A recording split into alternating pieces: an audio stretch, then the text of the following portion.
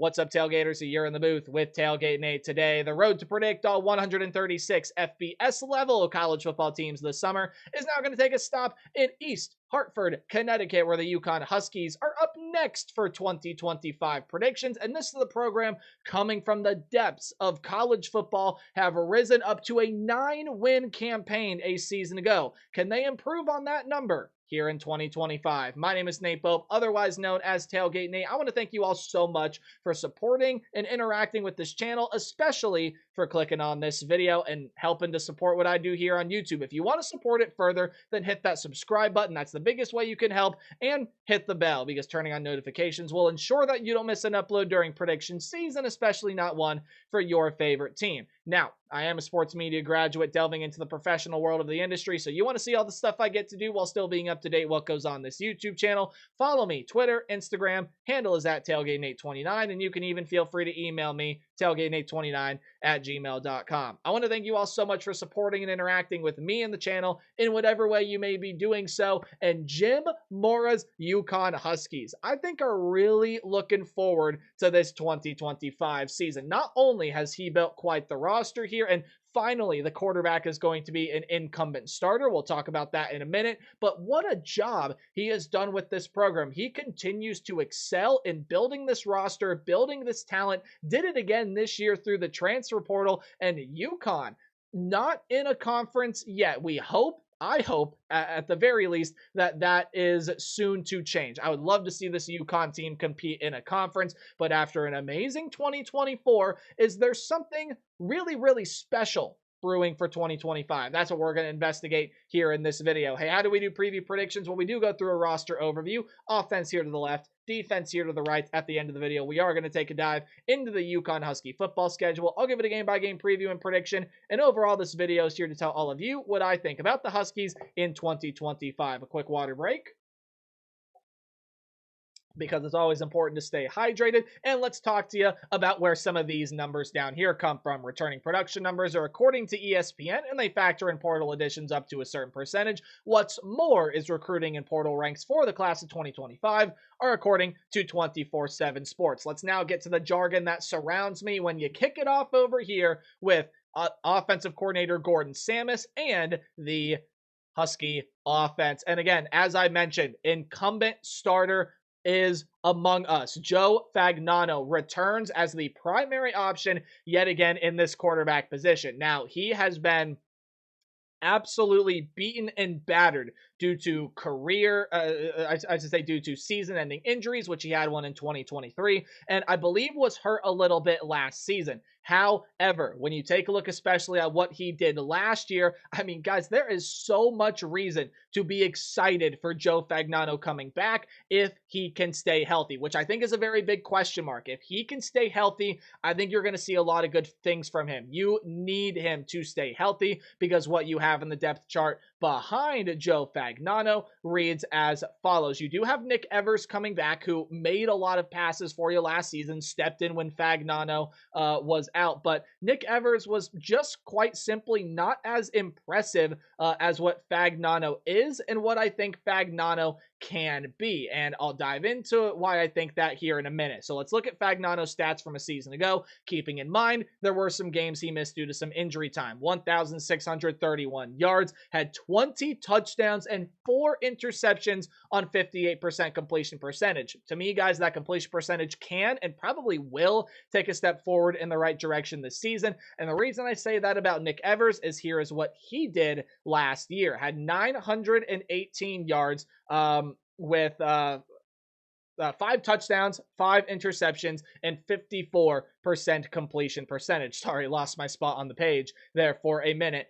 As you can see, even with a lesser sample size, which honestly is even not entirely true, he only threw 26 less passes than Fagnano did last year. The completion percentage is worse. The yardage is almost doubly as bad, and the touchdown interception ratio is just not there for him. If Fagnano can stay healthy, I think this is a UConn offense that can see some amazing things here in 2025 because I think Fagnano, very high upside piece. I like him a lot, and I do like what he can bring to this UConn offense if he can stay fully healthy and ready to go, which I'll say it one final time. I'm beating a dead horse here, is the biggest question for him. Production is there. I want to see it over a full 12-game season. As far as the surrounding talent, you do lose a good one when Darrell Robinson is going to be transferring over to the Auburn Tigers. 107 carries. That was actually only the third most on the team, but was the team's second leading rusher and most efficient rusher. 731 yards and 8 touchdowns and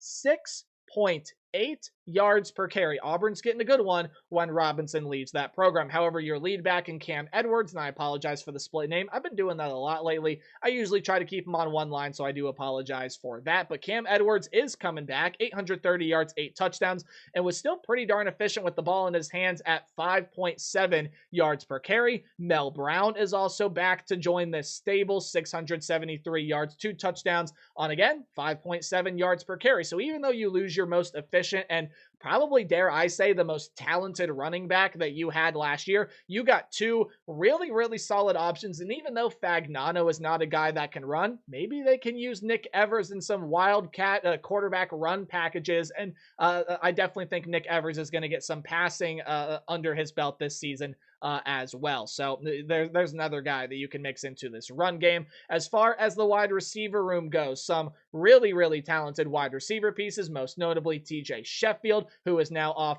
to the Tennessee Titans. You also do lose Josiah Gathings. Both of those fellows will be gone out of the wide receiver room. Sheffield, 505 yards, 3 touchdowns. Pretty solid piece out of the wide receiver room a season ago. However, your lead guy in Skylar Bell is coming back with 860 yards and 5 touchdowns. Was only second on the team in catches, though. Of course, Sheffield was the team leader in catches, had 54 of them. Bell last year with 50. And there are going to be plenty of transfers that surround him in this wide receiver room, and they bring experience and some good talent. Over from Central Michigan is Chris Parker, 360 yards and 3 touchdowns after 409 yards and 3 touchdowns the year before that with the Chippewas. And then Caleb Burton, well, you did a little flippy flop there. Darrell Robinson goes to Auburn, and now you get Caleb Burton coming over from Auburn. He is also a former Ohio State Buckeye, and as you may know, Ohio State does not recruit just anybody to play wide receiver for that university. So I think you really, for all intents and purposes, hit it out of the park. You also get Raymello Murphy, who's transferring in from Arizona, was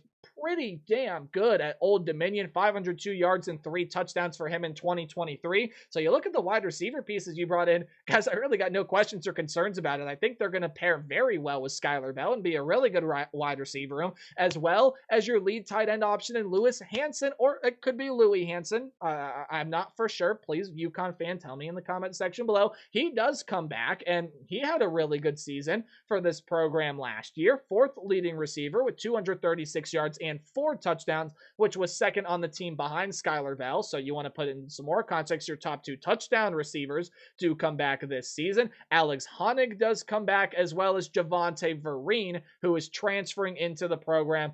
Depth is going to end up changing a little bit there, as I think Vereen, you could see him get some good playing time this season as an NC State transfer. Quickly on the offensive line, you are going to be losing 3 starters, give or take one number in between there, but I'm pretty sure you got 3 starters gone. 14 sacks allowed last year. That was it. If the offensive line can replace these starters, get them enveloped into their schemes, there are some transfers that are going to help with that, but it is going to be some returners that slot into the role as well. Ty Chan, probably the most notable transfer that comes in. And yeah, you do get some other portal pieces coming in, but who knows where they're going to slot in to the offensive line rotation. So the offensive line's got a big ask from what this team did a season ago. Overall, guys, again, the biggest question I got, and it will probably be the last time that I say it, or probably not, you know me, Joe Fagnano. He has got to stay healthy. Otherwise, you got good running back pieces. You got great wide receiver pieces. Your tight end in Hansen, I think, is phenomenal. And you have an offensive line that proved they were really good last season. I think this offense has the potential to be something really, really special. Defense, on the other hand, led by Matt Brock, I think can see some improvement, even though it still overall was a really solid bunch last year. There were moments where, especially when Fagnano was injured, where where the offense just wasn't humming. It wasn't clicking. And that's also why I say Fagnano needs to stay healthy, because he just runs the offense in a way that Nick Evers simply can't, which is why I think that's important. Defensively, though, I think overall pressure can see some improvement in creating those big time plays, those momentum shifting plays. 25 sacks last year, okay, not a bad number. 15 turnovers forced last year, okay, not a bad number. However, their secondary was really, really impressive, with, I believe, a team total of 55 passes defended, which is just a crazy number. You had everybody deflecting passes. In fact, last year, your top 1, 2, 3, 4, 5, 6, 7, 9 out of your top 10 tacklers had at least one pass defended last year. And guys, a lot of those didn't even come from secondary members. In fact, there were 3 players tied with 6 passes defended last year, and one of those guys was a defensive lineman. Now, speaking of the defensive line, it really does get gutted by the portal and graduates and any other method of leaving the program. UConn's defensive line is going to see a great overhaul this season, and a ton of transfers are going to be in this unit. Now, there are a few returners like Donovan Branch, who probably is going to be more of the linebacker type role than a defensive lineman. But here are those transfers that you do bring in. Stephon Wright. You do get Vincent Carroll Jackson. You get Trent Jones, and another one in Ben Smiley. Along, again, you can name some other names that are going to be in there as well. But those are some of the names that do come in through the transfer portal, and they're going to be rebuilding this defensive line unit. Linebacking room, your top 2 leading tacklers overall, and your top 2 linebackers, period, do leave. Jaden McDonald being the leading tackler with 125 tackles, 3.5 sacks, 3 passes defended, and a pick. And then I will butcher this person's last name, so I apologize to Tui very, very badly. But Tui Faumuina Brown, I'll try that again. Tui Faumuina Brown does leave this program as well. 91 tackles, 4.5 sacks, 6 passes defended, 1 interception, and a forced fumble a season ago for him. So there are going to be a couple transfers that are set to take over. To me, it's going to be Tyquan King and Byron Parham that are going to be the 2 lead guys. I do also recognize that there is a 3rd transfer in Terry Kirksey, who's coming over from Kansas State, that could very well prove to be a starter down the line as well. My personal opinion is I just think King and Parham are probably the best 2 options you got in this linebacking room, and that is no slight to Terry Kirksey, because I think he's going to provide some really solid production. Again, you heard me mention Donovan Branch's name a bit ago. You can throw him in here, and a couple graduate transfers return as well. Aaron Key and Amir Renwick had some good production for the team last year, so there you go, guys. This linebacking room is absolutely loaded, and then you get on in to the secondary. It sees both good pieces leave and many good pieces return. Kind of, you split your top producers in the secondary in half. Half of them are gone, and half of them do come back. We won't focus too much on what leaves, but you do lose some of your interception leaders, guys that could defend a lot of passes, and overall better secondary members. But what you have back, Cam Chadwick comes back. You do have Damon Brinson, who was one of those leaders back last year. Same thing with Malachi McLean. And wouldn't you guess it, some portal pieces coming in as well. Sammy Anderson, a graduate transfer, comes in, as well as Tyrese Mills. They figured to be a starter in both the cornerback and secondary room, respectively. And pretty much your entire 2 deep outside of Lee Millette, or I should say your entire second string outside of Lee Millette, is made up of portal pieces there as well. They're going to fit in the necessary gaps, and again, be a really talented bunch. Both your kicker and punter return, as well as some highly experienced pieces. So even though the defense has only got 46% returning production, you get a lot of talent coming in through the portal, and if these defensive transfers hit it out of the park, I've already told you what I thought about this defense. I think I have very limited questions specifically about the linebacking unit. I think that's probably going to still be a pretty good unit overall. Defensive line, secondary, maybe I have a few questions, but overall, you take a look at all the talent is here. Sure, it doesn't stack up to maybe a team like Boise State or even a lot of these Power 4 schools talent-wise, but paired with coaching, paired with everything you got here, guys, I think this is going to prove to be another really successful season for this UConn Husky team. How successful? Well, let's find that out right now, because here is the 2025 Husky football schedule, and after a quick water break, I'll tell you about the good people down here at FanDuel. Now, this is not me telling you to go place your money, and I am not sponsored, by the way. It is just some good context to see how good the odds makers think UConn is going to be this upcoming season. Apologies if you heard the car alarm outside. I had to stop recording for a second, but we're back. Again, not me telling you to go place your money. You do what you want with it. Again, it is just some good context. 7.5 is that over under win total, and they do have the longest odds that you can get on FanDuel to get into the college football playoff, and for a good reason, right? In order to be the group of 5 representative in the college football playoff, they probably are going to have to go undefeated. And there's the car alarm again. We're going to push through it this time. They probably are going to have to be, they're going to have to be more impressive than teams like Boise State, James Madison, and they don't have the conference championship game to put out there. In fact, I don't even think they can be the G5 representative as that 5th conference champ. They just have to get in as an at-large bid. So that's why that number is so high. But you take a look at this schedule here. I mean, pick out a couple of games that are probably going to be a little difficult for this team. I think this is going to be, for the most part, a pretty navigable schedule that will easily start out with a win against Central Connecticut State. No too much argument there. And I think you're going to start out 1-1 as you go on the road and lose to Syracuse. Now, this is a winnable game for UConn. UConn is going to push a lot of the ACC competition that they play this year. Syracuse, I don't think, is their most important ACC game. That comes right here later. We'll talk about that team when we get there. But Syracuse, while they are replacing a lot, I still like a lot of the talent that is here. Ricky Collins is going to come into play quarterback, and I think he can fill in pretty well. Is he going to be Kyle McCord? No, probably not, but I think he still fits in pretty well. Wide receiver room, I think, has good pieces. Defensively, I still think you got some good pieces, especially in that secondary, but the front 7 has got to be able to defend this UConn run game, and overall, I think Fran Brown is a really good head coach. I think he's going to get his best out of his players, and I think you see that a road loss for UConn, but I do think that with every ACC game they play this year, I think they're going to end up keeping it pretty darn close and competitive, and it wouldn't surprise me. It might surprise me a little bit if they got this Syracuse game, and if they do, whoa. Whoa, watch out for UConn if they get that early win against Syracuse. I think that you're going to win your other 2 games here coming up shortly after that before you get an interesting one against Buffalo. So on the road against Delaware,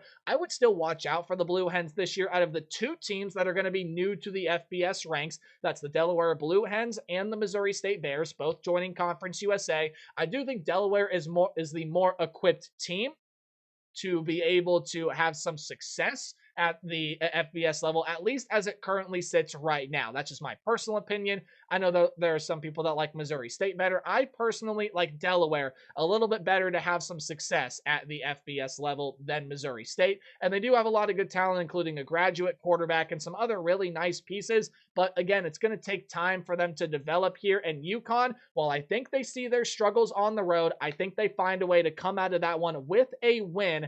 And now they are 2-1, moving on to 3-1 because Ball State just loses a ton of talent. Caden Samanza is off to Tulane to now be in a quarterback battle with Jake Retzlaff after I thought he was going to end up winning that starting job. But Samanza is now over there, and he's still going to compete his butt off to try to be that starting quarterback. You take a look at what else Ball State lost, and a lot of really important pieces, some good defensive players as well. I think it's going to be a struggle for the Cardinals out of the MAC this year, and I think that that's going to end up being a win for UConn fairly easily, might I add, there at home. Week 5 coming up here, and you get a road game against the Buffalo Bulls. I don't see this one going too well for UConn. Winnable game still? Yes, absolutely. But I do think UConn loses this game at Buffalo because the Bulls, they did surprise last year, and I think they're still going to be one of the better units in the Mid-American Conference this season. A lot of people feel like they're going to get an upgrade at the quarterback position with Taquan Roberson, and I would agree with them. And around him, a ton of pieces come back. Leading rusher Al-Jay Henderson, I think it's going to be really hard for UConn to defend him. Some really good wide receiver pieces led by Victor Snow. Good luck to this UConn secondary. That's a pretty underrated wide receiver room. And defensively, returners all across the board. And yes, they do have to replace some really, really nice pieces, but they just have a freak of a linebacker in Red Murdoch, as well as a really talented secondary unit that I think can wreak havoc on this UConn team. And I do think Buffalo gets this one done at home, and UConn picks up their second loss of the season. Should be able to rebound nicely in a game against FIU, but don't count the Golden Panthers out of this game. I don't know why I said Golden Panthers, just the Panthers in general. Oh, they might be the Golden Panthers, actually. Have to fact check myself on that later. I use both pretty interchangeably when I'm talking about them with friends. FIU, watch out for K'Wan Jenkins at the quarterback position. Still a team that could be pretty solid and competitive out of Conference USA this season. But overall, I do believe that FIU not up to the billing of this UConn team, and so it will be a win for the Huskies. Here's another one, an ACC game that is going to be a very winnable one for this UConn team. You're on the road against Boston College after a bye week. And look, Boston College does return a lot of really, really nice talent this year. I don't think it's going to be as good as last season for Bill O'Brien. This is the Boston College team that does have to fill in for Tommy Castellanos, who was the most talented piece in the quarterback room last year. However, the argument flips here when I tell you that Grayson James was pretty darn good for Boston College.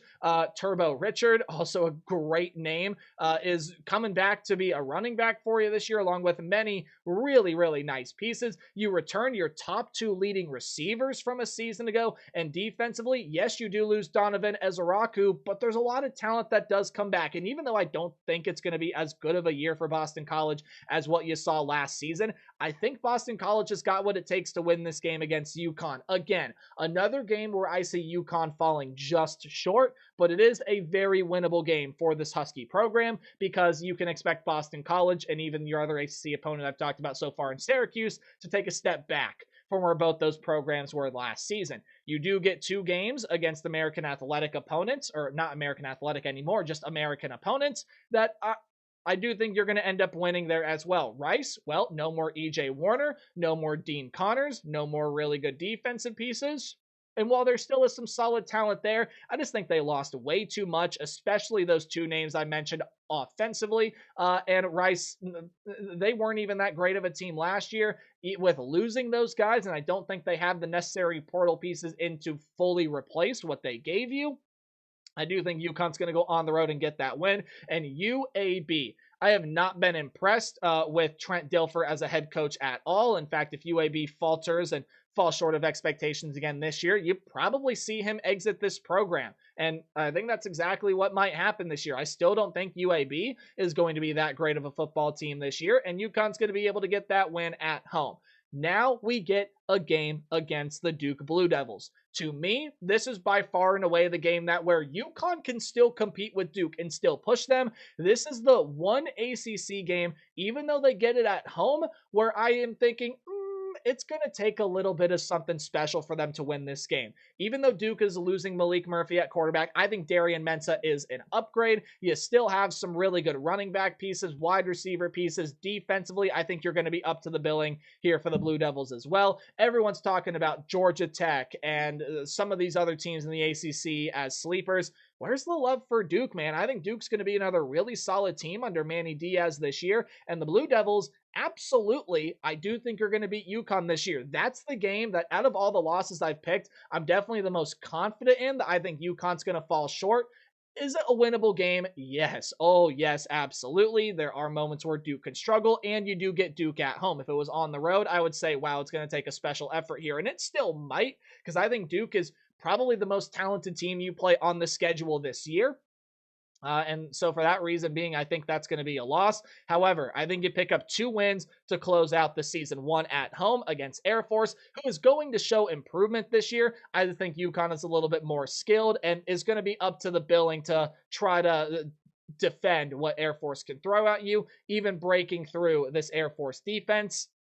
I think it's going to be a challenge, but I think UConn is up to it and they get it done. And Florida Atlantic, while they have some really, really good talent, including a quarterback last name Veltkamp, who was at Western Kentucky, first name Christian, he is going to pair with, Caden Veltkamp, who is going to pair with Zach Kitley. He was a former offensive coordinator over with Western Kentucky and with Texas Tech. Really high flying passing attack. I think UConn's going to be able to defend it. And I think with this being Kitley's first head coaching job, it takes him a little bit of time to adjust. And there you go. The green finally flashes up. You get that final win. And I have another 8-4 season. I do think UConn is a more talented team than what they were a season ago. There are a lot of pitfalls on this schedule, like even games I have them winning. I could see Delaware beating them on the road. I could see them losing to Air Force. I could even see Florida Atlantic if Zach Kitley's going to surprise. They lose that game.